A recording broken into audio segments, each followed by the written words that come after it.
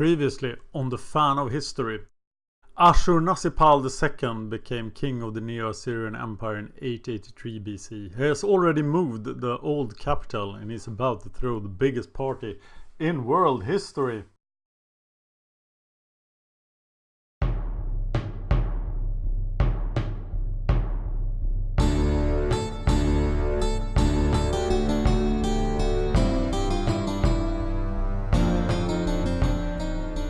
Welcome to the Fan of History. I am just a fan of history and not an historian. I want to learn, so please, if you find mistakes, let me know and I will correct them.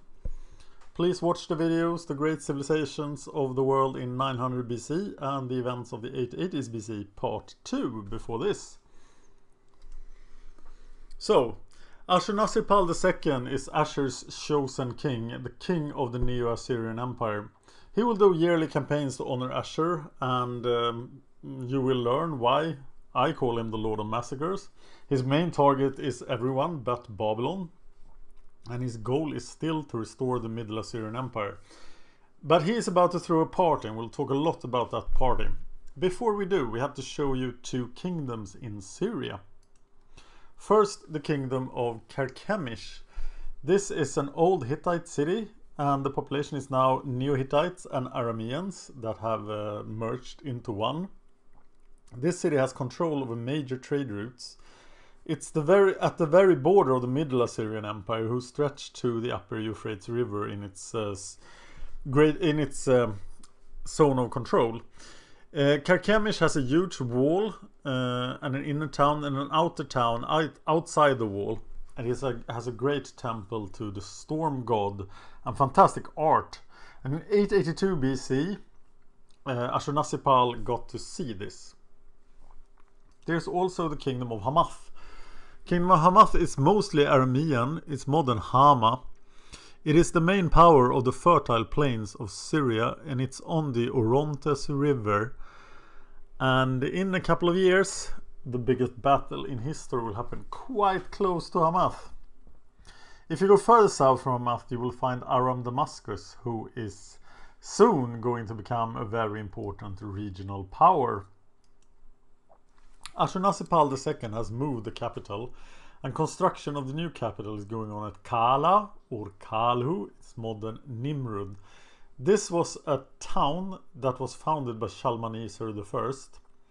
It was destroyed in 1260 BC, and it's now sort of a village with almost no inhabitants when Ashurnasirpal starts his building project. And this is an artist's impression of what it might have looked like when he was done. There are thousands of forced laborers from his early successful wars. The city wall encloses 360 hectares, including the old village then of Shalmaneser I. A canal was dug from the greater Sab. That's quite a distance. There are orchards, there are gardens, and Ashurnasirpal II is trying to build the capital of the world. It is his intention this city will be greater than Ashur and greater than Babylon. His palace is 290,000 square foot, 6 acres with gold doors and limestone sculptures. And there's a lot of Hittites working here for him. They're probably paid. And he's very inspired by the Hittites. This is an artist's impression again of what it might have looked like. But we know quite a bit about what this palace looked like, because a lot of this is preserved. It was lost and not ravaged through history. It was excavated by the British in the 1840s. And at that time, the British Empire was just overpowerful, so the British just took everything, which means that most of this stuff is in the British Museum. You should visit them. If you do, before you watch further episodes of Fan of History, you will know what are on these reliefs, and I will show you some of them, but I will not tell you why I call him the Lord of Massacres, and we will return to these reliefs plenty of times. So, to inaugurate his new capital city of the world, Ashurnasirpal II throws a party. He claims 69,574 guests. Everybody who is anyone in the Middle East comes to the party. There are Armenians, Hittites, the kings of Karkemish and Hamath, the kings of the Kanil-Gabat, powerful chieftains from the Zagros mountains, Lobarna, king of the Patunu. Surely the Babylonians were there. But Amebal, the king of the Bitsamini Aramean tribe, he could not come. Remember, Amebal swore an oath to Ashurnasirpal II and to his father, to Tukulti-Ninurta II. But he's not at the party. There were Phoenicians, there were Phrygians, there were Persians and Medes, I already mentioned. There is a stela which actually preserves the menu of this feast. It lasted for 10 days. And I have not found the menus. If you have a link to the menu, I want to see it. I want to know what Ashurnasirpal II gave to all these people. And sadly, or surprisingly, it will not be the last time an Assyrian king decide to build a new capital. Even though this must have been horribly expensive. At the party, Ashurnasirpal II appoints governors to different regions in Syria. He has decided not to rule through vassal kings if he can avoid it, and to have local governors. He has also the feeling that local governors could be corrupted, and he has a tendency to put eunuchs as local governors so that the positions cannot become hereditary. He builds a zoo, and there's an opening ceremony for the Calah zoo at the party. Nice animals stuff.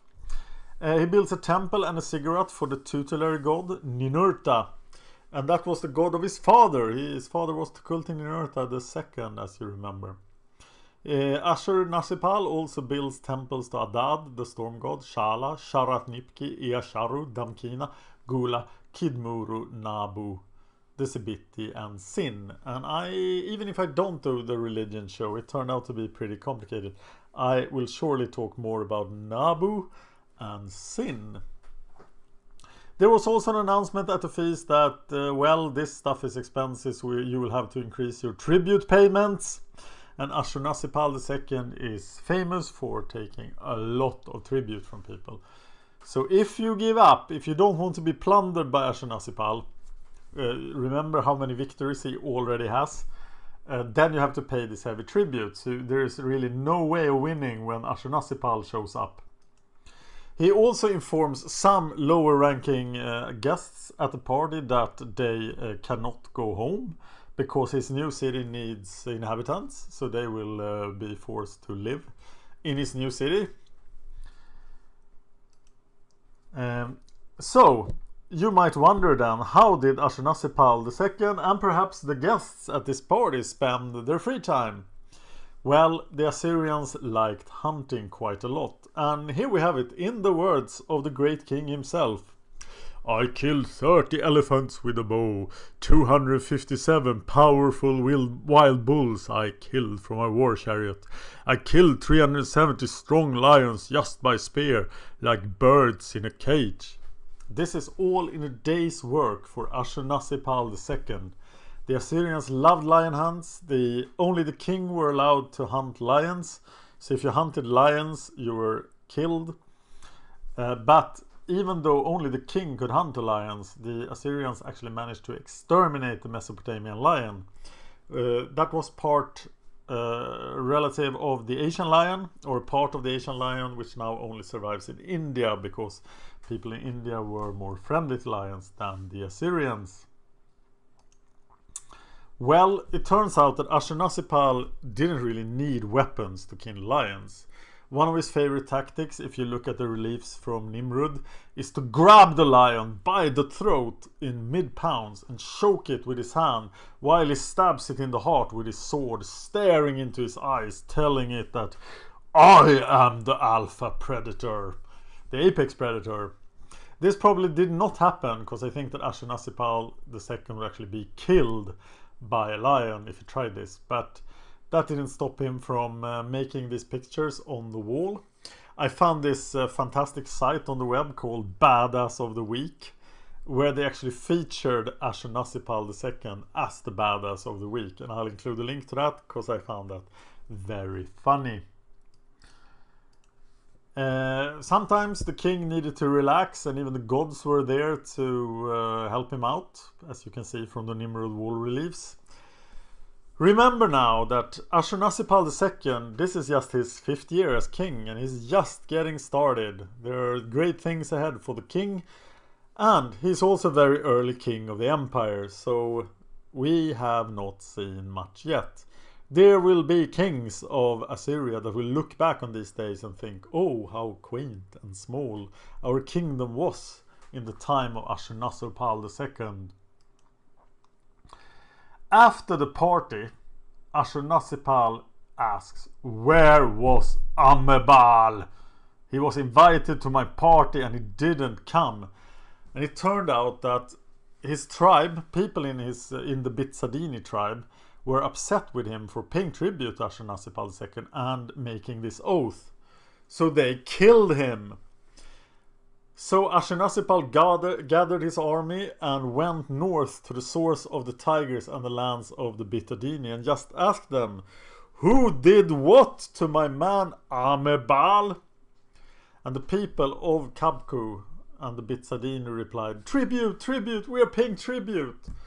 So while Ashurnasirpal was set on getting revenge for the murder of his vassal, he did not kill anybody because he got so much tribute, including several really hot princesses. And so he was okay with that and returned to his new capital. So no fighting in 879 BC. And the people of the Bitsadini and the lands of the Kabku, they were so scared by this that they didn't cause any trouble for the Assyrians for 13 years. The next episode will be about the rest of the stuff that happened in the 870s BC, except the party, because some other things happened. This episode will be released on June the 23rd, and please discuss the show with me on YouTube or Facebook. I love your feedback, I love your subscribes, your likes, they are what keeps me going. So please keep listening, and thank you for watching. The Fan of History.